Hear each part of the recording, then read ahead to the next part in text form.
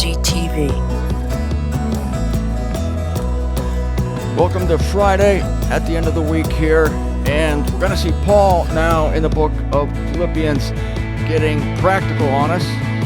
I know, this is not as exciting as Paul getting doctrinal on us. We all like to sit at the Lord's feet and suck up the teaching, the doctrine, understand our calling, but you will find in all of Paul's letters, after he teaches, he exhorts the saints to walk worthily of the calling. People get nervous whenever Paul does this. Paul is not bringing us back to law. He's not saying do this or else. That was the law. The law was do this or else. Now, Paul wants the saints to walk well. He doesn't want them, going crazy, sinning. I mean, what's the guy supposed to say? Everybody go sin. No, he's not going to say that. But when he tells people don't sin, then some of you get nervous. Oh, why is Paul telling us not to sin? I thought this was a gospel of grace. Yeah, it is a gospel of grace. But again, what's the opposite of saying don't sin? Sin? Paul says, of course, in Romans 5:20, where sin increases, grace superabounds. Then he quickly adds in Romans 6:1, should we then be sinning more so that more grace could come? Well, that's exactly what would happen. If you sin more, more grace comes. You remember my analogy? I think it was pretty helpful. Think of sin as a water under a boat, grace as the boat. As the water rises, the boat rises with it. You can't swamp it. You can't swamp the grace of God. But then Paul says grace super exceeds. So it doesn't just rise to the occasion of sin, it superabounds. So my analogy was the boat becomes an airplane. This is truth. Nevertheless, Paul says, don't be so stupid that you purposely sin more to see how much grace God can give you. If you do sin more, God will give grace because Romans 5:20 is true. But so many people use Romans 6:1 to eliminate 5:20. As if 5:20 never existed. Well, Paul says don't sin. That means there's no grace. No, it just means he doesn't want us conducting grace experiments. The experiments will work every time. You can't out-sin grace. It's impossible. That very knowledge will, in fact, curb the flesh. It's the only thing that has a chance of curbing the flesh. The law certainly does not. So now Paul's going to get practical on him. So that, my beloved, remember we ended yesterday with this magnificent statement that at the name of Jesus, every knee should be bowing, celestial and terrestrial and subterranean, and every tongue should be acclaiming that Jesus Christ is Lord for the glory of God the Father. A parallel passage would be Colossians 1:16 through 20. That because of the blood of the cross, God will reconcile all things in heaven and earth to himself. And when God says earth, it does include the subterranean, because those beings that are now kept in the subterranean prison, they're still on the earth. So there's two realms, heaven and earth. But in Philippians 2, verse 12, we got more specific yet, that there's another category of the earth, and that is those things under the earth. We, for the most part, are walking on top of the earth, unless you're a coal miner, in which case, God help you.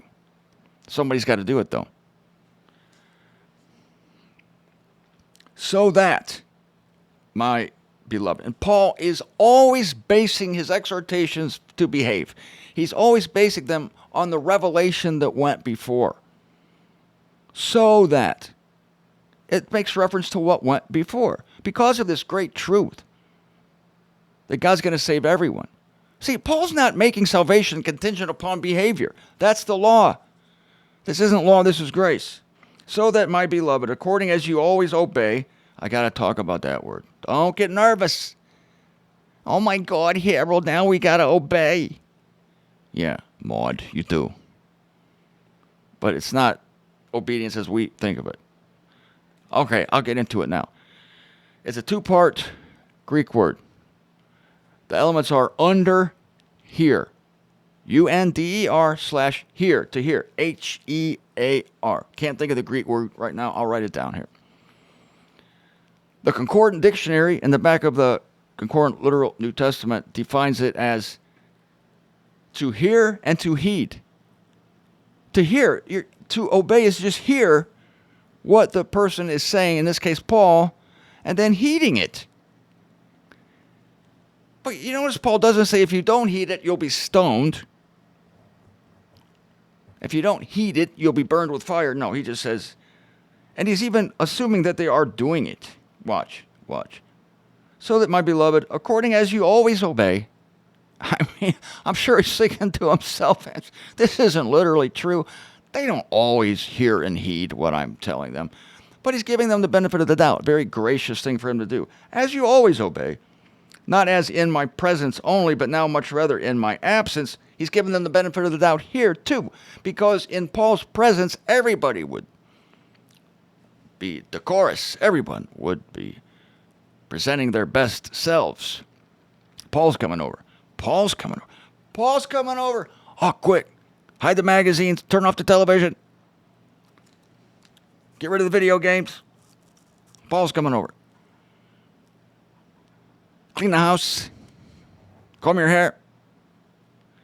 I mean, I can see it. I can see why you would want to do that. But Paul, again, is giving them the benefit of the doubt. He is saying here that there's a difference between his presence and his absence. It's like the teacher. When the teacher leaves the classroom, what happens? Generally speaking. Well, I know what happened in my classroom because I was the instigator most of the time. As soon as the teacher left, all hell would break loose. I would play. I had a harmonica. Well, in grade school, we sat at these desks that had the metal sides, and as soon as the teacher left, I would always play the drums. I would entertain my class. I would do this beat on the bottom of the desk and the top.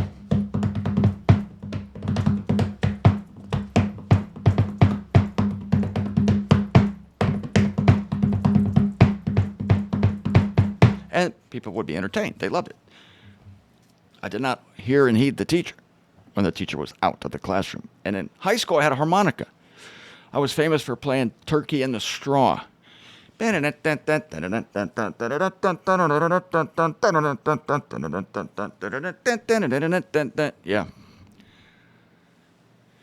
So don't use me as an example here. According as you always obey, not as in my presence only, but now much rather in my absence, with fear and trembling.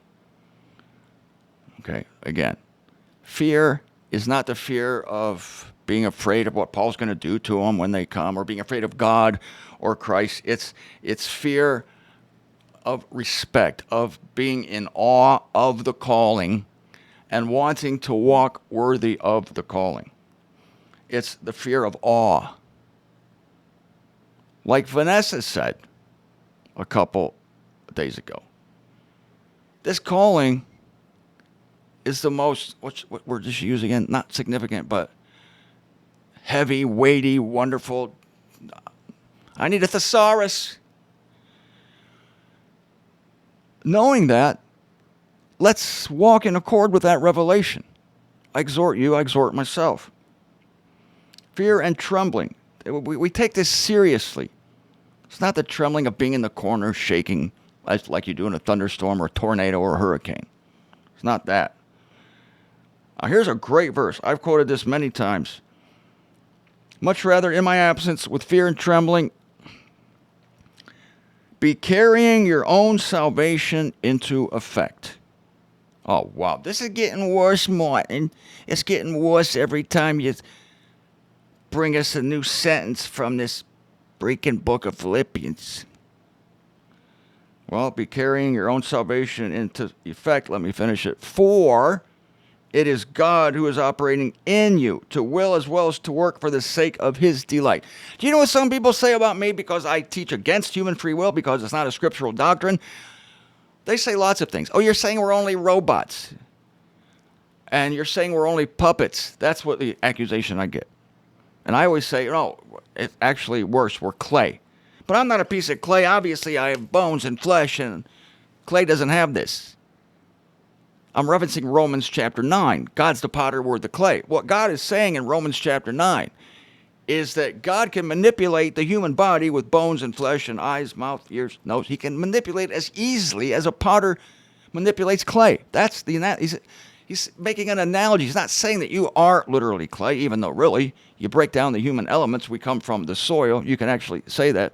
But he's saying, you see how a potter works the clay and how the clay is inert and God makes it what he wants to make it? And the potter makes the clay what he wants to make it? Y'all.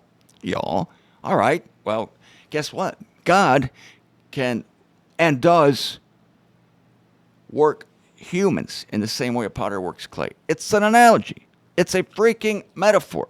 We're not literally clay. We're not literally robots. We're not literally puppets. But it's like that. I mentioned the word puppets. People hate that word. I mention it here because, look at this. This is a relative and the absolute in one statement. Be carrying your own salvation into effect. That is, exhort one another, remind one another how we should be walking, encourage one another. Like somebody asks you if they think they should divorce their wife, you say, no, don't do it. Or they ask you if they should rob a bank. No, don't do it. Should I kill my mother? I really don't like her. No, don't do it. This is be carrying your own salvation. It's a relative salvation. You're not carrying your aeonian salvation. You have to look at the context. In another place, Paul says women are saved through the childbearing. What? A woman can't have aeonian life unless she has a baby? No, you have to look at the salvation of the context.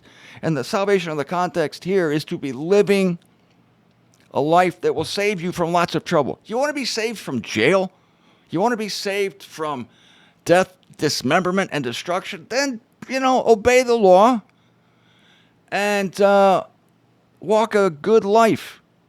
God will enable you to do that. And that's where the second part of this verse comes in. Be carrying your own salvation into effect. Now Paul's realizing that the people are going to freak out by this time. By this time, you might even be freaking out. He's already said, according as you always obey. Then he says, obey with fear and trembling.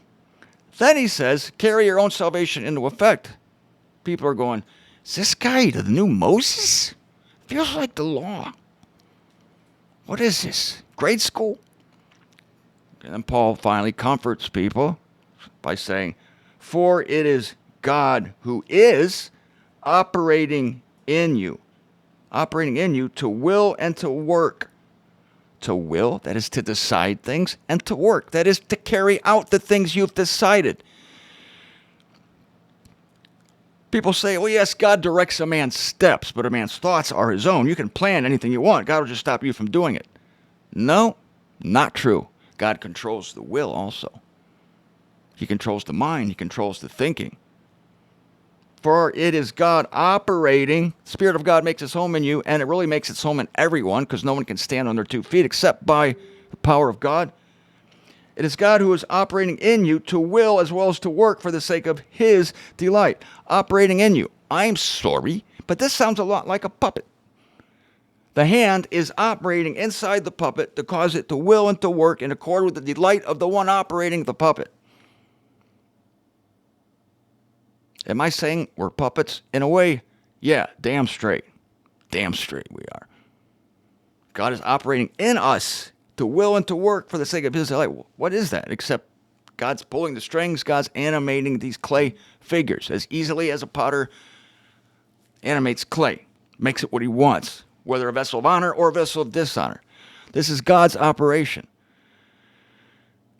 And this is one of the rare verses where Paul unveils the absolute viewpoints, God operating in you.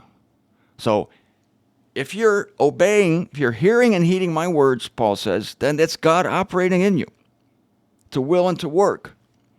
If you're not heeding my words, if when I leave town you start gallivanting and partying and generally, which neither one are sins, but let's say when I leave town, you start murdering people, stealing from your neighbor. Well, God is operating in you to will and to work. It's still God operating in you because God creates vessels of honor and dishonor. We're not vessels of dishonor, folks. Don't misunderstand me. Even though on occasion we may do dishonorable things, we're not vessels of dishonor. That doesn't define us. We're vessels of honor. We're members of the body of Christ, for crying out loud. But even members of the body of Christ fail. And we even will to fail. We even decide to do bad things, and we do them. This is still God operating in us to will and to work. And it's ultimately for the sake of His delight. I wrote a book called Flawed by Design. Our flaws keep us weak and keep us needing God. God puts this treasure in earthen vessels. It's 2 Corinthians 4:7. God puts His treasure in earthen vessels that the glory may be of Him and not of us. I'm walking a delicate line here between the absolute and the relative. I can't tell you, well, you just do whatever you want because God's operating in you. I can't tell you that. But it's true that God is operating in you, and nothing you can do is outside of God's will. Just like I'm not going to tell you to sin. I'm going to tell you, don't sin, don't do it.